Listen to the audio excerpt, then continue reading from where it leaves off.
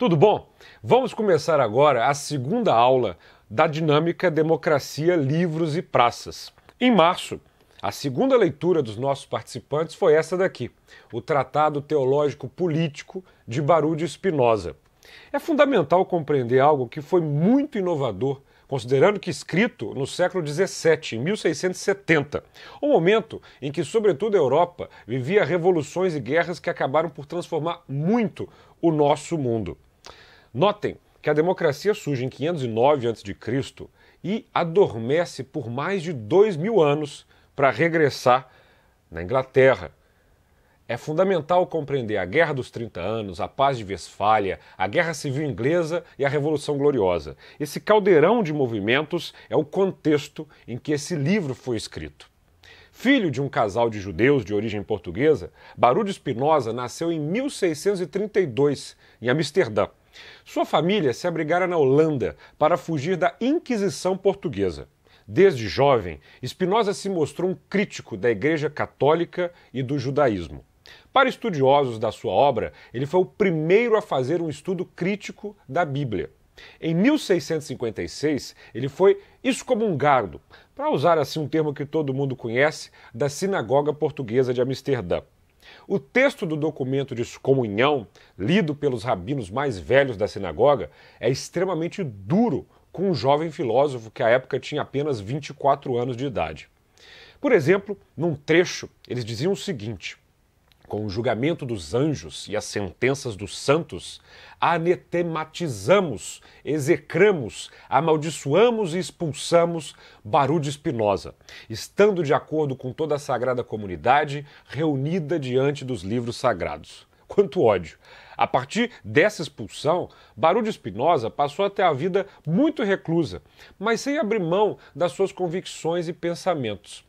A perseguição religiosa a ele, entretanto, não foi interrompida.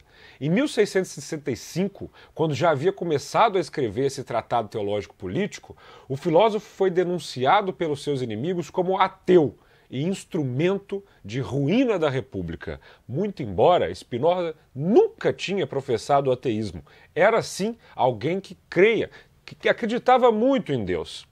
Por esta razão, e para evitar punições mais graves, como a prisão, pena já aplicada a outros pensadores que contestavam os dogmas religiosos, Spinoza optou por não revelar que era o autor desse tratado teológico político, publicado em 1670.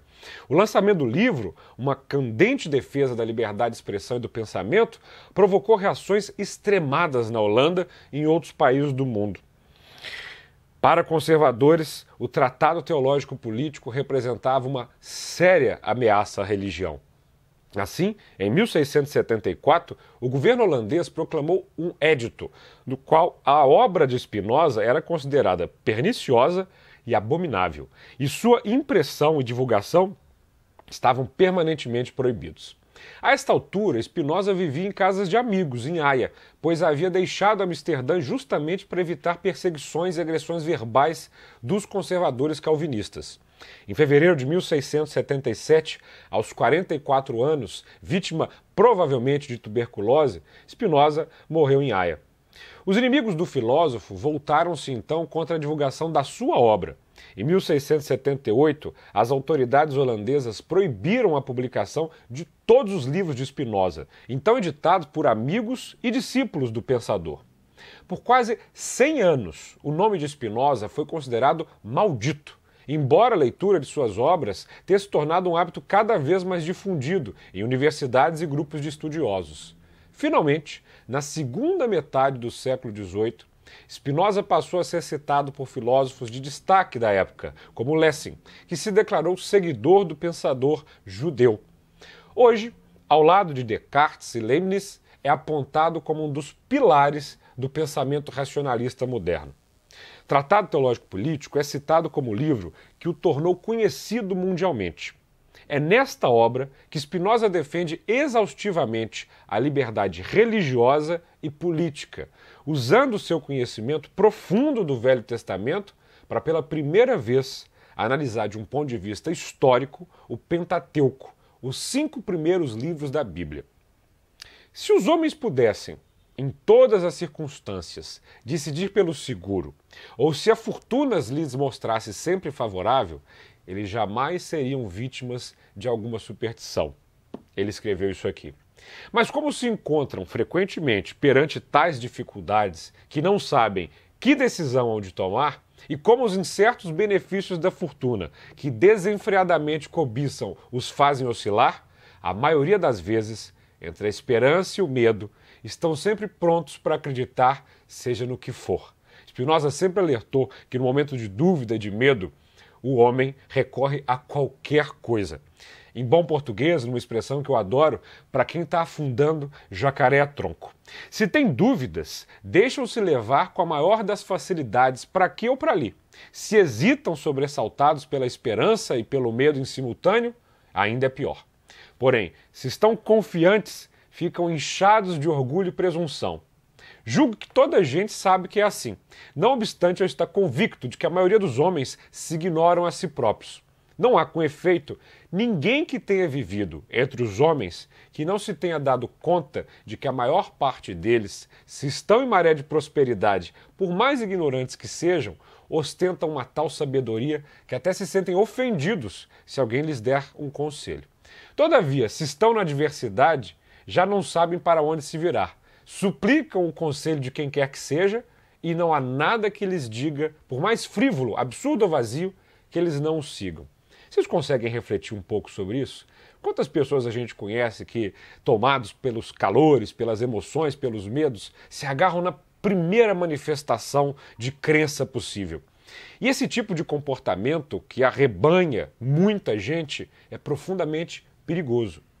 Sempre por motivos insignificantes, voltam de novo a esperar melhores dias ou a temer desgraças ainda piores. Se vem acontecer quando estão com medo, qualquer coisa que lhes faz lembrar um bem ou um mal, porque já passaram, julgam que é um prenúncio de uma saída feliz ou infeliz e chamam-lhe, por isso, um presságio favorável ou funesto, apesar de já se terem enganado centenas de vezes. A que ponto o medo ensandece os homens? O medo é a causa que origina, de acordo com Spinoza, conserva e alimenta a superstição. Os homens se deixam dominar pela superstição enquanto têm medo. Todas essas coisas que alguma vez foram inutilmente objeto de culto religioso não são mais do que fantasmas e delírios de um caráter amedrontado e triste. Finalmente, é quando os estados se encontram em maiores dificuldades que os adivinhos detêm o maior poder sobre a plebe e são mais temidos pelos seus reis. Prestem bastante atenção nisso. O raciocínio do Spinoza é incrível e se aplica até hoje. Todas as vezes que a gente viu um país, todas as vezes em que a gente conhece um estado que passa por uma turbulência política, seja qual ela for, as pessoas parecem sentir uma necessidade enorme de se agarrar na primeira coisa que aparece, sobretudo por medo. O medo que gera superstição. E se esta é a causa da superstição, há que concluir, primeiro, que todos os homens lhe estão naturalmente sujeitos. Em segundo lugar, que ela deve ser extremamente variável e inconstante, como todas as ilusões da mente e os acessos de furor. E por último, que só a esperança, o ódio, a cólera e a fraude podem fazer com que subsista, pois não provém da razão, mas unicamente da paixão e da paixão mais eficiente. Não há nada mais eficaz do que a superstição para governar a multidão. Eu vou repetir, não há nada mais eficaz do que a superstição para governar a multidão. Vamos trazer o raciocínio do Spinoza de 1670 para os dias atuais. Quantas vezes vocês veem alguém falando algo que não se confere na realidade, apresentando um dado que não tem nada a ver com o que é concreto, contando para todo mundo uma mentira que é muito óbvia, mas que mesmo fazendo isso tudo, leva muita gente com ele. Medo, temor, incerteza, tudo isso é um caldeirão propício para esse tipo de gente. E o Spinoza já sabia no século XVII. Por isso é que essas pessoas são facilmente levadas sob a capa da religião. Ora a adorar reis como semideuses, ele dizia, ora a execrá-los e a detestá-los como se fossem uma peste para todo o gênero humano. Para evitar esse mal, houve sempre o cuidado de rodear a religião, fosse ela verdadeira ou falsa, de culto e aparato, de modo que se revestisse da maior gravidade e fosse escrupulosamente observada por todos. Se efetivamente o grande segredo do regime monárquico e aquilo que acima de tudo lhe interessa é manter os homens enganados e disfarçar sob o aspecto nome de religião o medo em que todos devem ser contidos para que combatam pela servidão como se fosse pela salvação. Ou seja, de acordo com Spinoza, o medo, o temor, o incerto é a principal arma daqueles que querem governar não de maneira democrática, mas de maneira dominadora, uma série de massa de pessoas. E acreditam que não é vergonhoso, mas sumamente honroso derramar o sangue e a vida pela vaidade de um só homem. Eu sei que nessa hora vocês estão pensando que o Spinoza vive agora, né, em 2019, observando o mundo inteiro e relatando o que ele está observando, mas ele escreveu isso há muito tempo atrás. E vejam bem o que ele diz. Em contrapartida, numa república livre, seria impossível conceber ou tentar algo de mais infeliz, já que repugna absolutamente a liberdade comum sufocar com preconceitos ou coartar de algum modo o livre discernimento de cada um. O discernimento de cada um é fundamental para um regime democrático. É isso, leitor filósofo, que deixa o nosso autor aqui. A apreciação de todos vocês na esperança de que ele não seja mal acolhido, tendo em conta a importância e a utilidade do tema, quer da totalidade da obra, quer de cada um dos 20 capítulos. Ele ainda tinha outras coisas a acrescentar, mas ele não fez isso no prefácio do livro para não alongar um ponto, né, que se transformaria num volume, sobretudo porque ele julgava que o essencial era sobejamente conhecido da maioria dos filósofos. Quanto aos outros, ele não quer sequer recomendar esse tratado, pois nada levava ele a esperar, por qualquer razão, que isso agradasse às pessoas da política da Holanda daquele momento. Ele sabia efetivamente quão arraigados eram na mente daquelas pessoas os preconceitos com que se aderia a coisas piedosas do que o livro talvez tratasse. Ele sabia, além disso, que era impossível libertar o vulgo da superstição e do medo. E sabia também que a constância no comum dos homens é a obstinação e que, em vez de ser a razão que os guia, é a tendência para louvar ou vituperar quem os arrebata. O Spinoza sabia, e ainda hoje é assim, que é muito difícil a gente ser uma voz contra uma pessoa que é extremamente popular e amada por muita gente, ainda que ela esteja errada. E posto que muitas vezes falte o vagar ou ânimo para ler tudo, ele gostava de prevenir, nesse tratado, que ele não escreveu nada de bom grado que não se submetesse ao exame e apreciação das autoridades da pátria dele. Era uma espécie de defesa, de gatilho, para que se alguém soubesse que ele era o autor do livro, ele pudesse safar. Bom, se elas achassem que ele tinha feito algo que ia contra as leis da pátria dele ou prejudicial ao interesse comum, ele disse que retiraria tudo o que disse. Há um trecho em que ele fala: sei que sou um homem e poderei estar errado, mas pus todo o empenho para não errar e, sobretudo, para não escrever nada que não esteja em conformidade absoluta com as leis da pátria e a piedade, os bons costumes do meu país. Spinoza definia profecia ou revelação como o conhecimento certo de alguma coisa revelada por Deus aos homens. O profeta, por conseguinte, é aquele que interpreta as coisas que Deus revela para aqueles que delas não podem ter um conhecimento certo e que, por isso, só pela fé as podem abraçar. Sobre os profetas, a gente trata no capítulo 1, em que se trata da profecia, sendo que, pela definição apresentada, só pode chamar profecia ao conhecimento natural, pois o que nós conhecemos pela luz natural depende exclusivamente do conhecimento de Deus e dos seus eternos decretos. Na verdade, como este conhecimento natural é comum a todos os homens, visto depender de fundamentos comuns a todos, não é tido em grande conta pelo vulgo, o qual está sempre ansioso por coisas raras e alheias à sua natureza, ao mesmo tempo que despreza os dons naturais e, por isso, quando fala de conhecimento profético, pretende que esteja excluído o natural. Contudo, o conhecimento natural tem tanto direito como qualquer outro a chamar-se divino. Essa é a opinião de Spinoza, porquanto nos é como que é ditado pela natureza divina, na medida em que nós participamos dela pelos decretos de Deus, não diferindo do conhecimento a que todos chamam divino, senão porque este estende para lá dos limites daquele e porque leis da natureza consideradas em si mesmas não podem ser a sua causa. No entanto, muito embora seja divina a ciência natural, os seus divulgadores não podem ser considerados profetas. Com efeito, aquilo que eles ensinam pode ser percebido e abraçado pelos restantes homens com a mesma certeza e ao mesmo nível que eles, e sem ser apenas pela fé. Por conseguinte, nem tudo o que a Escritura diz que Deus disse a alguém deve ser tido como profecia e conhecimento sobrenatural, mas só o que diz a Escritura expressamente ou o que se deduz das circunstâncias da narrativa ter sido profecia ou revelação. Se folhearmos alguns dos sagrados volumes, verificaremos que tudo que Deus revelou aos profetas foi revelado, ou por palavras, ou por figuras, ou de ambos os modos, quer dizer, por palavras e figuras. As palavras, tal como as figuras, ou foram verdadeiras e exteriores à imaginação do profeta que as ouvia, ou foram imaginárias. Porque a imaginação do profeta, mesmo quando acordado, estava predisposta de modo a que lhe parecesse ouvir palavras ou ver coisa com toda clareza. Deus revelou a Moisés, com uma voz verdadeira, as leis que queria prescrever aos hebreus, o que mostra que Deus se serviu de uma verdadeira voz, já que Moisés, sempre que queria, encontrava ali Deus pronto para lhe falar. E só esta voz pela qual foi anunciada a lei foi uma verdadeira voz, conforme Baruch gostaria de mostrar.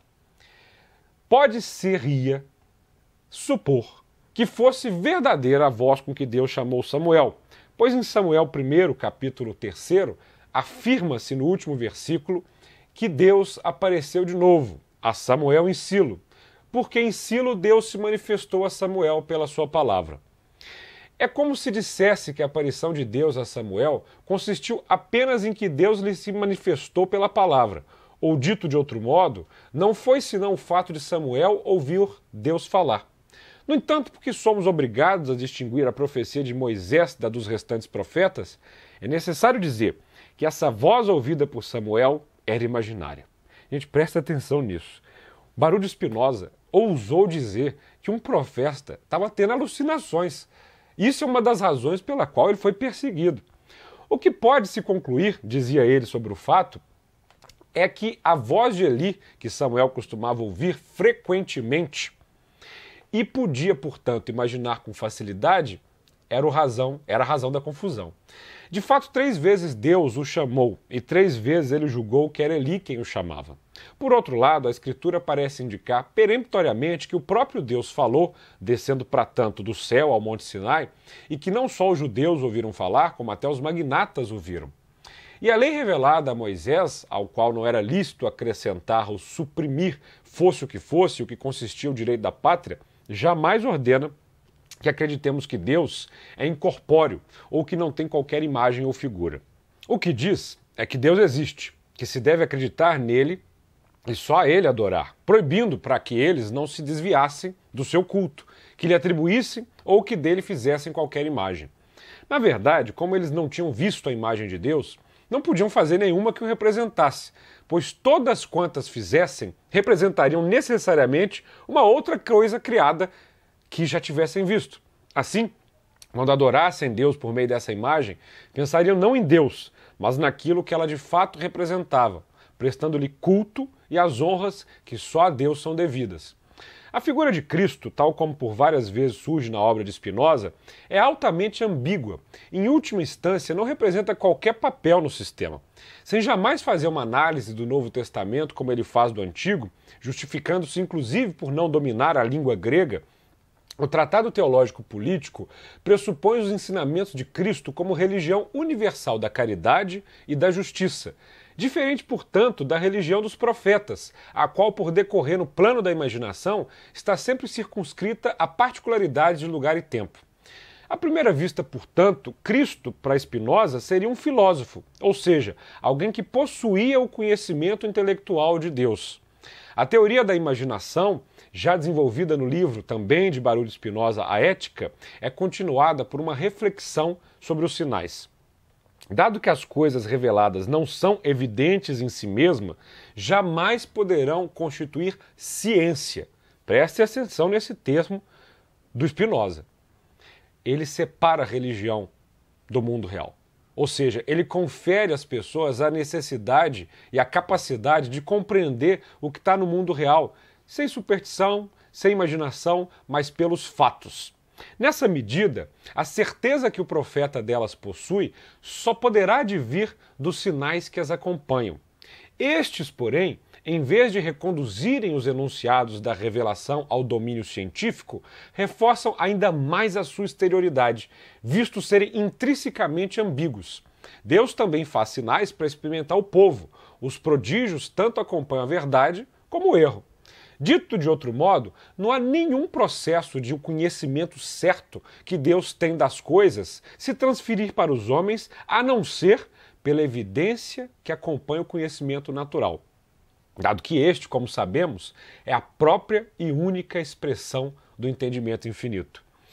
É algo muito interessante porque o Spinoza, ao mesmo tempo que separa o mundo religioso do mundo real, acaba por dizer que eles são um só e que Deus, na verdade, se manifesta na natureza das coisas. A revelação, portanto, reduz-se sempre ao campo da imaginação, isto é, as ideias que indicam apenas o sentir dos homens, o efeito das coisas e dos outros sobre o corpo de cada um, sem que alguma vez reproduzam o encadeamento causal do universo. Assim se explicam as múltiplas contradições que atravessam a Escritura e se justifica a conclusão apontada por Spinoza, segundo a qual não somos obrigados a aceitar da revelação mais do que aquilo que é o seu fim, ou seja, o ensinamento da verdadeira vida, da justiça e da caridade. Tratando-se, embora, de demonstrar nesses passos a inadequação das ideias de Moisés sobre Deus, é também nítida a insinuação do caráter secundário e regional dos cultos relativamente à religião, aspecto este que será mais à frente objeto de desenvolvimento quando Spinoza cita o exemplo das campanhas das companhias das Índias Orientais, que recomenda aos seus marinheiros absterem-se do culto externo em terras onde este seja proibido. Ou seja, de qualquer forma, o que é de essencial permanece, para lá das possíveis influências de um calvinismo que centra a religião na relação direta do indivíduo com Deus. Essa é a representação imaginária da divindade e, por conseguinte, a sua irremediável tradução em particularismos sempre relativos à situação de cada povo. Ou seja, o Spinoza já era um cara global. Naquele momento, ele já compreendia que em várias partes do planeta havia uma compreensão diferente do que é Deus e do que é religião. E nessa medida, a consignação intrínseca de cada divindade a um território, sutilmente sublinhada nesse texto, constitui não tanto a denúncia de um erro episódico, como a descoberta de um elemento característico de todos os processos assentes na base da passividade e passionalidade dos indivíduos. O Deus representado na imaginação sempre será um Deus particularizado de cada um, que indica mais a situação de quem o imagina do que a substância infinita, e por isso mudará de povo para povo e de situação para situação. O problema da aceitação das leis ou da legitimação destas é, por assim dizer, intrínseco a toda a filosofia política. Mas o que o Spinoza aqui introduz a esse respeito é relativamente novo, porque talvez só o Maquiavel, só nele a gente possa encontrar algo semelhante no sentido da distinção entre verdadeira natureza e finalidade das leis. Ou seja, a segurança coletiva, percebida apenas por alguns, e as justificações que terá de a recorrer à arte do legislador para persuadir a maioria, são coisas muito diferentes. Além disso, notório o contexto original em que Spinoza aborda a questão, mesmo relativamente a Maquiavel. Esse, como se sabe, limita-se a observar que todos os grandes chefes precisam recorrer à religião para serem aceitos.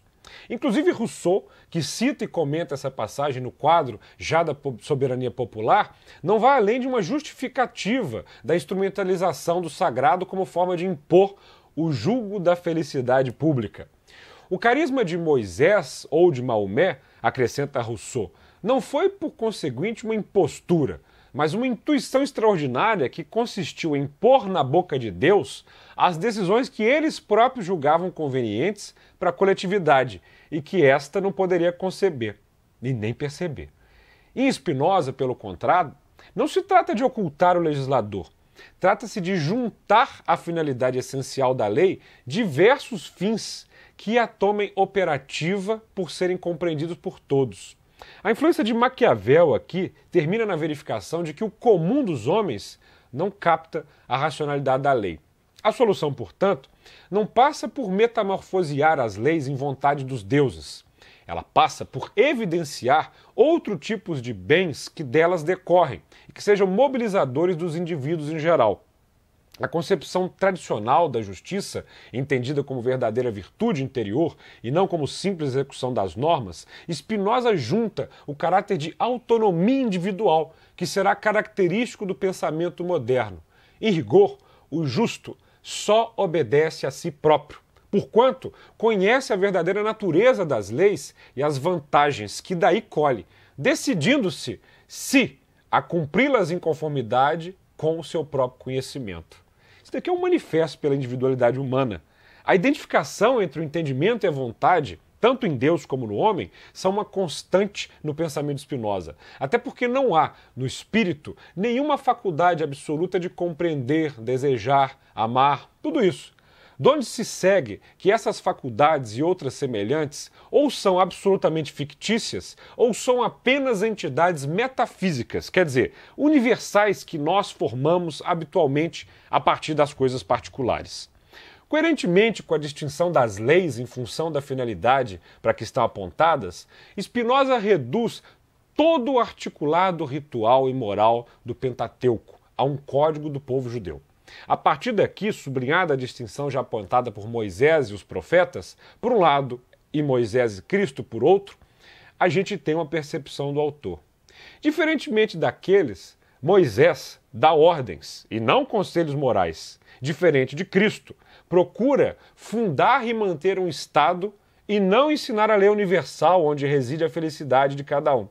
A conclusão a que chega Spinoza, apesar da lógica, se considerarmos que todo o cerimonial religioso constitui um código que se tomou caduco uma vez que o Estado foi desaparecendo, poderá parecer paradoxal quando confrontada com a realidade histórica.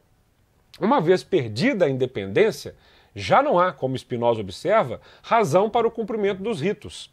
As penalizações que as autoridades religiosas aplicam sobre os membros da comunidade, ainda em pleno século XVII holandês, tomam-se evidente e eram suspeitas de usurpação do direito aos olhos das autoridades e de muitos pensadores. A experiência a que se recorre na escritura é evidentemente composta pelas histórias e pelos dados suscetíveis de falarem algo à imaginação do povo, como se poderá verificar, sendo embora a matéria discutida de natureza teológica, a argumentação pela qual ela se separa da racionalidade científica é igualmente aplicável à questão política. E é aí que o livro começa a ingressar fortemente no que os interessa. Apesar de formalmente repetir um enunciado caro à tradição filosófica religiosa, segundo a qual todas as escrituras cantam as glórias do Criador, é óbvio que Spinoza está a dizer algo totalmente diferente, porquanto, na sua perspectiva, o conhecimento das coisas e já é conhecimento da essência de Deus modificada e não reconhecimento indireto através da perfeição das suas obras. A tese da imanência e a consequente recusa de um Criador transcendente é o único fio condutor da argumentação levada a cabo no Tratado Teológico Político. Anos mais tarde, a terminar a resposta a uma carta mais ou menos insultuosa de um antigo amigo convertido ao cristianismo, Spinoza defende, com redobrada veemência, o método de interpretação da Escritura contra a alegada autoridade dos papas, instando o seu correspondente a examinar a história da Igreja, a respeito da qual ele era bem ignorante, para ver quantos erros vêm nos livros pontifícios e por que acaso, através de que maquinações, o pontífice romano conquistou, 600 anos após o nascimento de Cristo, a autoridade sobre a Igreja.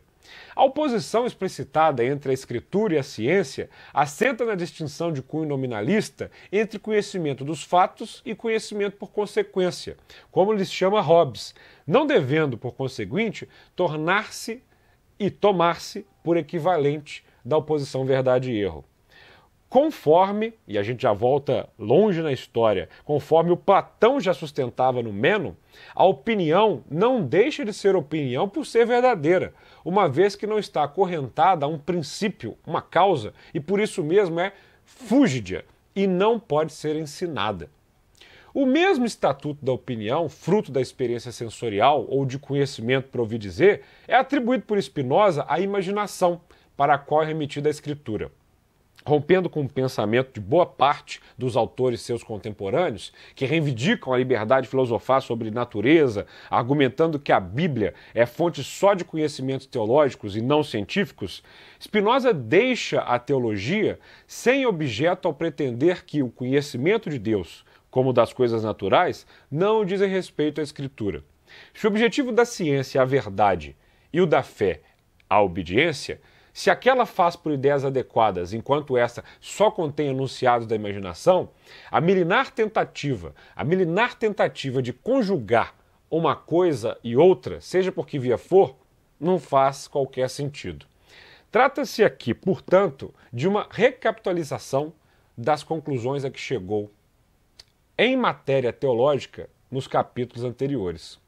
Os próprios termos em que o problema é enunciado, filosofia versus teologia, já foram ultrapassados pela crítica feita às pretensões dos teólogos e pela consequente redução da religião à fé. Por palavras de Deus que fala aos profetas, entende o autor não o conjunto dos seus ensinamentos tomados à letra, como pretende a tradição farisaica, mas o verdadeiro ensinamento contido na Bíblia e que Spinoza identificou anteriormente como justiça e caridade. Num artigo chamado Gênese e Estrutura del Tratado Teológico Político, Droeto, cuja tese retoma nas suas anotações a tradução italiana desse tratado, sustenta que a intenção inicial de Spinoza seria, presumivelmente, dar a obra por terminada com o fim do problema teológico, ou seja, do capítulo 1 ao capítulo 15º. Nesses 15 primeiros capítulos, o assunto é religião. Vendo-se depois tentando esclarecer alguns pontos de natureza política, ele vai além. E isso faz ele expor, em traços gerais, a sua filosofia civil. Se foi assim ou não, é difícil sabê-lo a partir apenas do fato de a parte política do tratado repetir e desenvolver pontos já focados na parte religiosa. A verdade, como o próprio Droeto observa, é que esse mesmo fato denota igualmente a existência de um nexo sistemático muito mais estreito entre as duas partes, religião e política, do que deixaria supor a sua simples justaposição no livro. Ora, esse nexo não provém só da articulação formal estabelecida entre a questão religiosa e a questão política. Pelo contrário, ele é inevitável e essencial se não quisermos que o Tratado Teológico Político seja lido como um vulgar líbelo contra os teólogos. A distinção entre ciência e fé, conclusão da primeira parte, não pode ser deixada como um mero enunciado racional, sem se evidenciarem as suas consequências na ordem prática. Ou seja, primeiro Spinoza separa religião de ciência. E aí ele sente a necessidade de uma reflexão política, que explicite do ponto de vista da experiência, ou seja, do possível enquadramento dos afetos, quais os limites em que deve conter-se a potência individual a que se reconhece limitada liberdade de opinião e expressão. A expressão optima res publica remete para uma comunidade de cidadãos politicamente organizados o melhor possível, e não para uma república ideal, que teria conotação de um modelo de Estado constituído e construído à margem da experiência. Ou seja, não está falando aqui de utopia, de algo totalmente estranho à concepção de Spinoza, mas mais do que anterior à religião, o estado de natureza é, na sua acepção, autenticamente Spinoza, oposto à religião. Esta, como se sabe, consiste na obediência. A natureza, quer a entendamos como estado de antes de conhecimento da lei ou revelação, quer a entendamos como verdadeiro objeto do conhecimento no qual reside o sumo bem do homem, é sempre conotada com a liberdade. Tal como outros intelectuais seus contemporâneos, Spinoza distancia-se do emaranhado de discussões teológicas que o circundam, considerando as várias posições em presença como ideias inadequadas que se autopromovem a verdade absoluta. As raízes que atribui a esse mal são, no entanto, diferentes como diferente é a solução que Spinoza sugere. Não é a variedade de opiniões que constitui o perigo. O perigo vem justamente das seitas e o que acontece quando os poderes públicos tomam partido na contenda, transformando as discussões em guerras civis. Foi o que aconteceu, por exemplo, na Guerra dos 30 Anos, que mergulhou a Europa num clima de caos profundo, que só terminou com a Paz de Westfália, um marco civilizatório que começou a representar a decadência do poder papal, a supremacia de alguns estados e, sobretudo, o surgimento de um mundo ocidental mais similar com o nosso. Daí que as autoridades devam permitir a livre expressão e, ao mesmo tempo, abster-se de intromissões. Isso é Spinoza puro no século XVII, defendendo que o Estado não meta o seu dedo no que pensam as pessoas. Reciprocidade da não intromissão. Tal como a política não deve interferir nas convicções religiosas, cabendo-lhes apenas a regulação do culto, assim os responsáveis pelas religiões não devem interferir na política. Eu vou repetir, 1670. Se não fosse tão fácil mandar nos ânimos como nas línguas, cada um reinaria em segurança e nenhum Estado seria violento, uma vez que cada um viveria de acordo com o desígnio dos governantes e só em função dos seus decretos ajuizaria do que é bom ou mal, verdadeiro ou falso, justo ou iníquo. Mas isso não é possível de fazer ao ponto de o ânimo ficar completamente sujeito à jurisdição alheia, porquanto ninguém pode transferir para outrem, nem a tanto ser coagido, o seu direito natural ou a sua faculdade de raciocinar livremente e ajuizar sobre qualquer coisa. Daí que seja tido por violento o poder exercido sobre os ânimos e que a Suprema Majestade pareça injuriar os súditos e usurpar o direito deles, quando quer prescrever a cada um o que deve abraçar como verdadeiro ou rejeitar como falso, e até as opiniões que devem incitar o seu ânimo à devoção para com Deus. Porque tudo isto pertence ao direito individual, que ninguém, mesmo que queira, pode ceder. Bem sabe o autor que o discernimento pode ser influenciado de muitas maneiras, algumas quase inacreditáveis, ao ponto de, mesmo não estando diretamente dominado por outrem, ele depender de tal maneira da sua palavra que se possa, a justo título, dizê-lo sob a jurisdição desse. No entanto, por maiores que sejam os resultados que neste domínio chegou o artifício, nunca se conseguiu que os homens não sentissem que cada um tem discernimento que sobra e que varia, tanto cabeças quanto paladares. E a haver alguma maneira de o conseguir, seria com certeza num Estado monárquico, nunca num Estado democrático, onde todos, ou pelo menos a maioria parte dos cidadãos, mandam colegiadamente. Spinoza faz nesse momento um raciocínio que recupera um hiato de quase 2000 anos.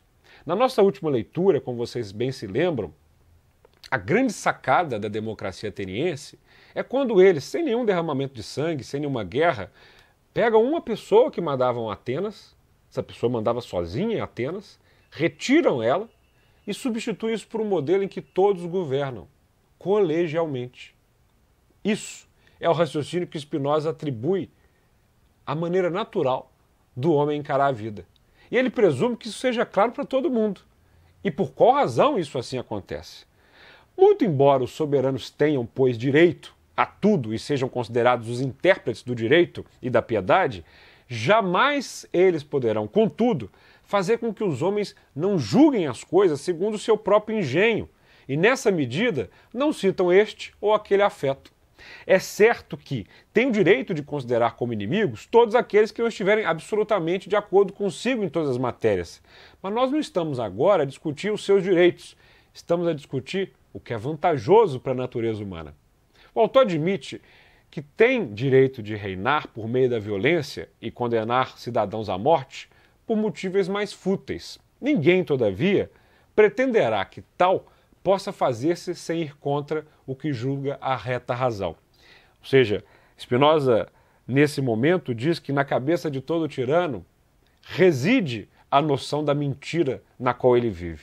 E além disso, como é impossível fazer esse tipo de coisa sem pôr em grave risco todo o Estado, eles podem até negar que tem absoluta potência para fazer essas outras coisas parecidas e, por conseguinte, que eles tenham direito absoluto.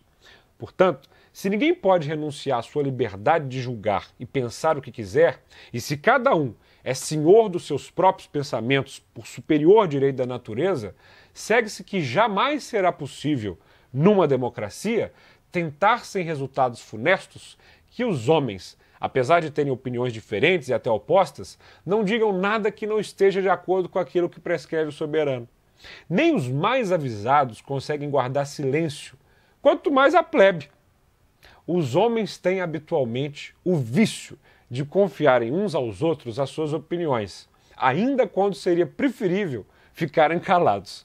O mais violento dos estados é, pois, aquele que nega aos indivíduos a liberdade de dizer e de ensinar o que pensam.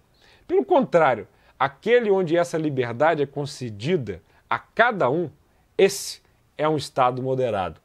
E, todavia, é inegável que tanto se possam cometer crimes de lesa majestade por atos como palavras, razão porque, se é de fato impossível retirar completamente essa liberdade dos súditos, também será altamente pernicioso concedê-la por completo.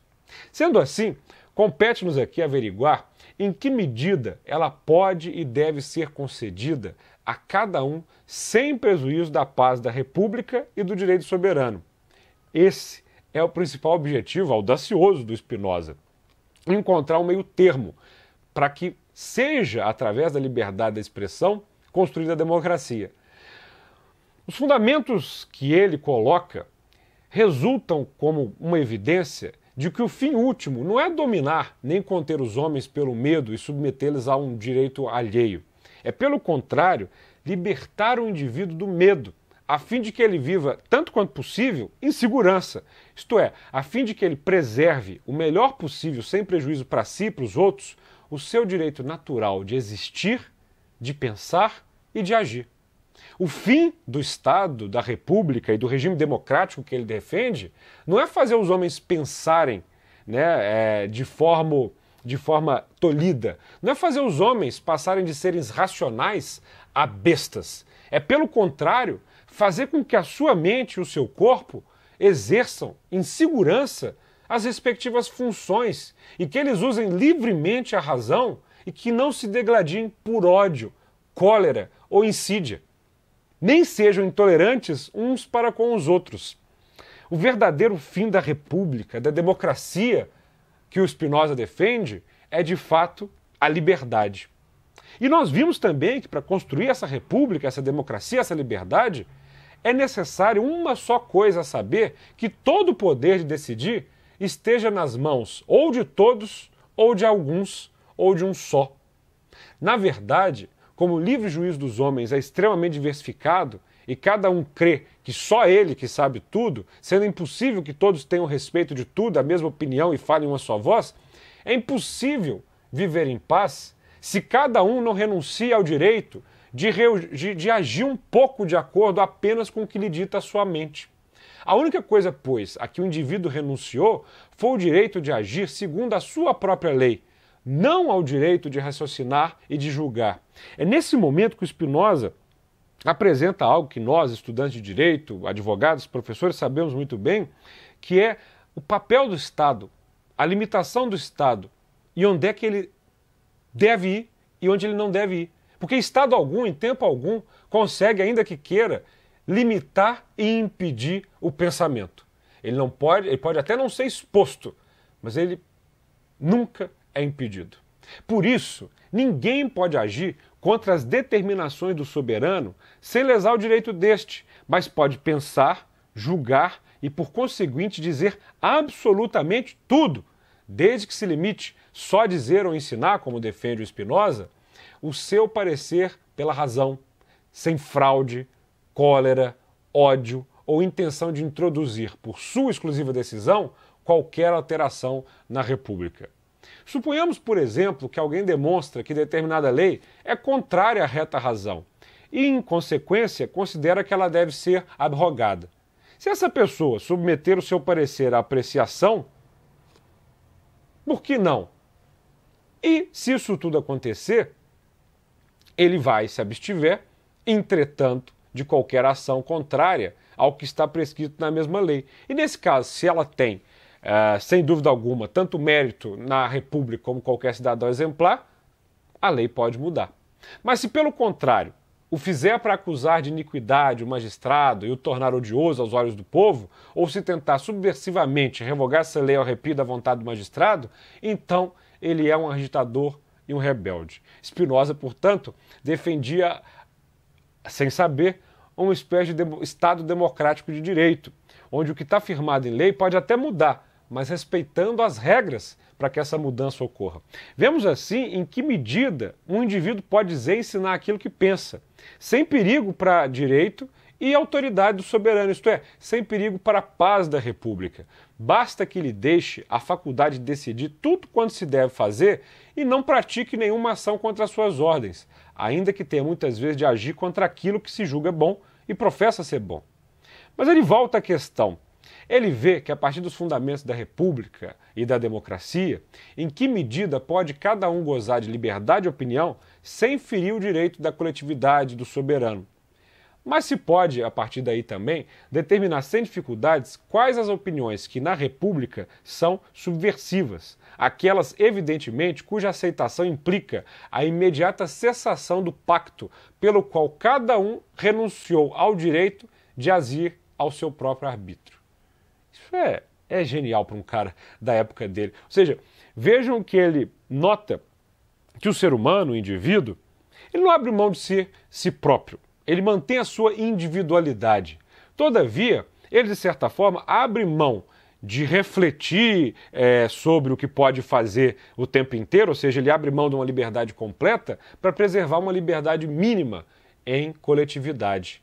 É por isso, e por esse tipo de raciocínio, que a gente tem, por exemplo, um subversivo pensar que o poder soberano não tem autonomia ou que ninguém está obrigado a manter os juramentos, ou que é preciso que cada um viva a seu arbítrio e outras opiniões do mesmo gênero, que estão em flagrante contradição com o referido pacto. E não é tanto pelo juízo e a opinião, é pelo fato que implicam, na medida em que o julgar assim dissolve tácita ou explicitamente a fidelidade prometida ao poder soberano. Por isso, todas as outras opiniões que não implicam uma ação, ou seja, a ruptura do pacto, a vingança, a cólera, o ódio, tudo isso, não são subversivas, a não ser, talvez, numa república de algum modo corrupta, onde os supersticiosos e ambiciosos, que não podem suportar os homens livres, conquistaram um tal prestígio que sua autoridade vale muito mais junto à plebe do que o soberano. Não negamos que há certas opiniões que, embora pareçam versar unicamente sobre o verdadeiro e o falso, são, contudo, apresentadas e divulgadas com intenção iníqua. Se finalmente considerarmos que a fidelidade de cada um à República, assim como a fidelidade a Deus, só se pode reconhecer pelas obras, ou seja, pela caridade com o próximo, não oferece a menor dúvida que a boa República, a boa democracia, concede a cada um a mesma liberdade de filosofar que a fé, tal como vimos, lhe concede. Claro que o autor reconhece que uma tal liberdade traz por vezes certos inconvenientes, mas será que alguma vez houve algo instituído com tanta sabedoria que não pudesse surgir daí qualquer inconveniente? Quem tudo quer fixar nas leis acaba por assanhar os vícios em vez de os corrigir. Isso, eu garanto, como legislador, Spinoza fala com muita propriedade. Aquilo que não se pode proibir tem necessariamente de se permitir, não obstante os danos que muitas vezes daí advêm. Quantos males não derivam da luxúria, da inveja, da avidez, do alcoolismo e de outras coisas parecidas? No entanto, é algo tolerado. Isso tudo, né, esses vícios, essas questões são toleradas, porque não está no poder das leis proibir vaidade, apesar de realmente se tratar de vícios. Donde, por maioria das razões, deve ser permitida a liberdade do pensamento, que é, sem dúvida, uma virtude e não pode ser reprimida. Acresce ainda que ela não provoca nenhum inconveniente que não possa, como a seguir o autor demonstra, ser evitado pelas autoridades. Isto para já não falar de quanto ela é absolutamente necessária para o avanço das ciências e das artes, aos quais só podem ser cultivadas com êxito por aqueles cujo pensamento for livre e sem preconceitos. Mas suponhamos que essa liberdade possa ser reprimida por alguns homens, dominando ao ponto de que não se atrevam aqueles que gostam de falar livremente a murmurar uma palavra que contraria o prescrito pela soberania. Mesmo assim, estes jamais conseguirão que eles não pensem, senão o que ele quer.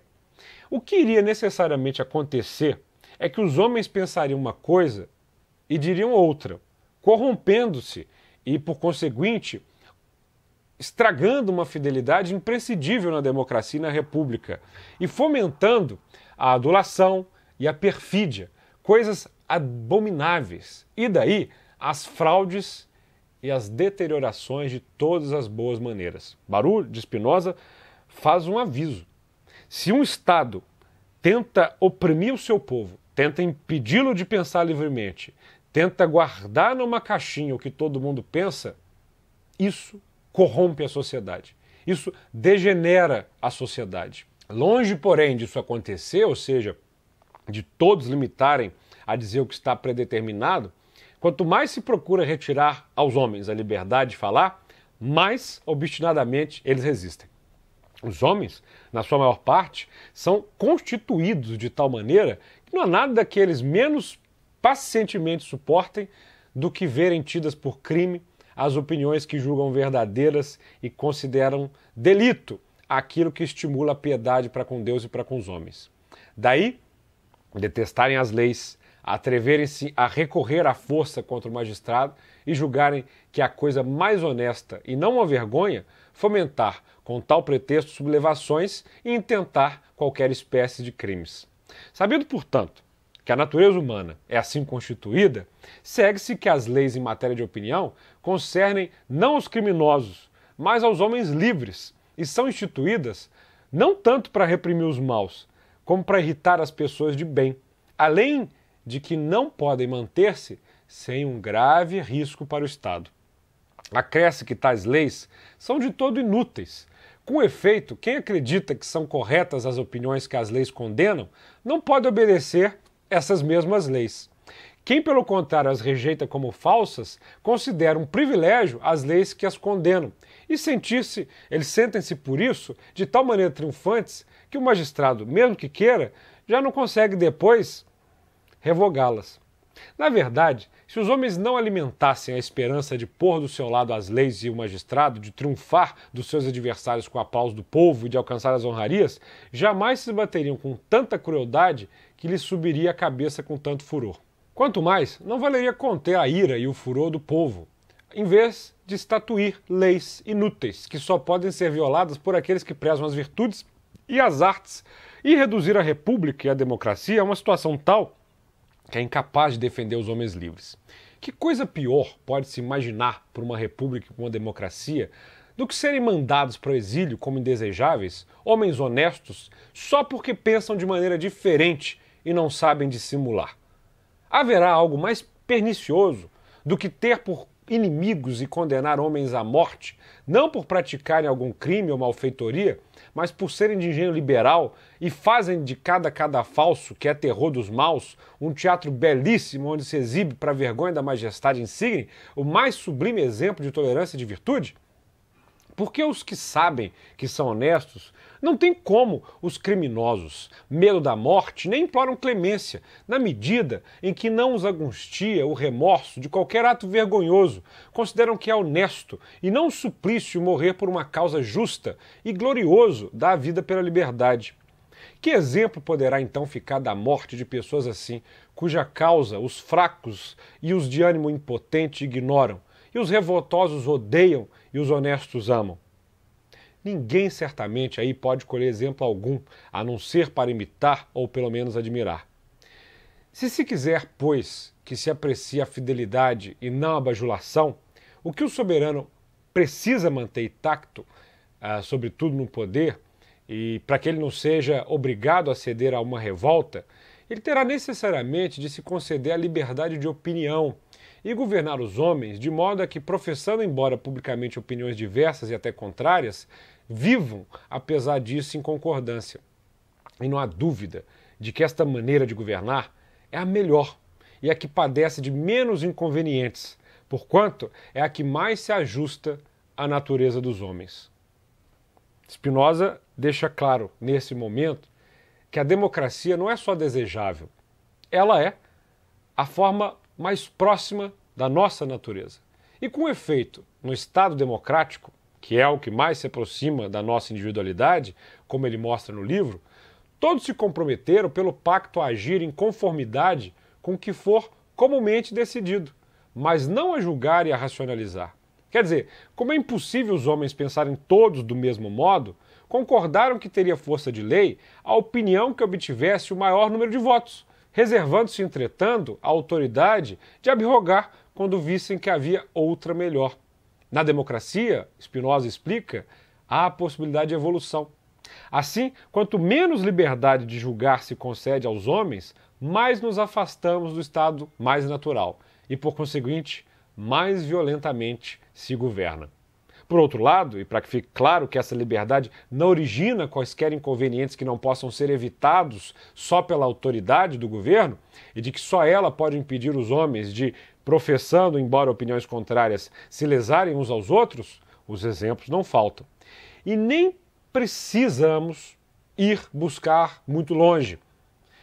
Spinoza trata, e ele explica, dizendo que bastava ver como a cidade de Amsterdã, com seu extraordinário desenvolvimento e admiração que lhe consagrou todas as nações, estava a colher frutos de uma liberdade.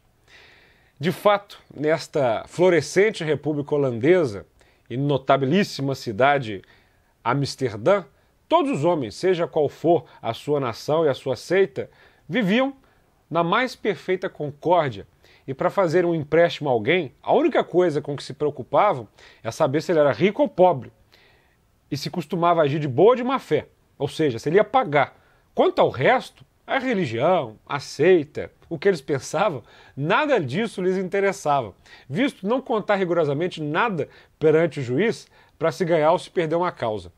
E não existe absolutamente nenhuma seita, por mais odiada que seja, cujos membros, desde que não prejudiquem ninguém, deem a cada um o que lhe é devido e vivam honestamente, que não sejam protegidas pela autoridade pública do governo. Ou seja, naquele momento, Amsterdã vivia uma democracia. Ou seja, muito antes, pelo contrário, quando outrora os políticos dos estados provinciais começaram a se envolver nas controvérsias dos monstrantes contra remonstrantes sobre religião, esta degenerou logo numa cisma e provou, com inúmeros exemplos, primeiro, que as leis estabelecidas em matéria religiosa, isto é, destinadas a dirimir as controvérsias, servem mais para exasperar os homens do que para corrigir. E segundo, que há quem retire dessas leis pretexto para toda espécie de absurdos e abusos. E finalmente, terceiro, que os cismas não nascem do grande zelo pela verdade, que é a fonte da afabilidade e benevolência, mas sim de um grande desejo de mandar. E disso resulta meridianamente claro que cismáticos são mais aqueles que condenam os escritos dos outros e instigam contra os seus autores a insolência do vulgo, do que os mesmos autores, os quais, na maior parte dos casos, escrevem apenas para os doutos e se socorrem unicamente da razão. E além disso, que os verdadeiros agitadores são aqueles que, numa democracia livre, querem abolir a liberdade de pensamento, não obstante ela ser impossível de reprimir. Com isto, ficou demonstrado o seguinte: 1. É impossível retirar aos homens a liberdade de dizerem aquilo que pensam. Impossível. 2. Essa liberdade pode ser concedida a cada um sem prejuízo do direito e da autoridade do governo, podendo cada um conservá-la sem prejuízo desse mesmo direito, desde que daí não retire a permissão de introduzir como direito algo de novo na democracia ou de fazer algo que vá contra as leis estabelecidas. 3. Cada um pode ter essa mesma liberdade sem perigo para a paz e sem que daí venha algum inconveniente que não possa facilmente neutralizar-se. 4. Cada um pode tê-la sem prejuízo da piedade, da fé. 5. as leis estabelecidas em matéria de ordem especulativa são de todo inúteis. E 6. Finalmente, mostramos, e ele, sobretudo, mostra que essa liberdade só não pode ser concedida sem risco para a paz da democracia, a piedade, o direito do governo como inclusivamente o deve ser, se quiser preservar tudo isso. Na verdade, onde quer que se procura retirá-la aos homens, essa liberdade de expressão e de opiniões, onde quer que esses pensamentos dos dissidentes são levados a tribunal e não os anônimos, e não os ânimos, e não aqueles que pensam de modo igual, quando só estes é que podem ser pecaminosos, aí oferecem-se exemplos que aos homens de bem mais parecem martírios e que aos outros os enfurecem e induzem mais a ter compaixão, se não mesmo a vingar-se do que ficar com medo. Depois, os bons costumes e a lealdade corrompem-se, a bajulação e a perfídia são encorajadas e os adversários triunfam, porque se cedeu perante a sua ira e porque os detentores do poder se tornaram seguidores da doutrina de que eles próprios são tidos por intérpretes.